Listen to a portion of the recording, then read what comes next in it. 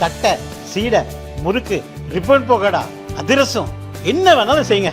ஒரே ஒரு 5 லிட்டர் இதய மந்த்ரா கடல் எண்ணெய் பேக் ஒரு மாசம் முழுசுக்கும் அத்தனை சமையல முடிச்சு விடலாம். இதய மந்த்ரா. மும்மொழி கொள்கைக்கு எதிர்ப்பு தெரிவித்து தமிழகம் முழுதும் திமுக போராட்டத்தை கையில் எடுத்தது. பொது இடங்களில் உள்ள ஹிந்தி எழுத்துக்களை திமுகவினர் அழித்தனர்.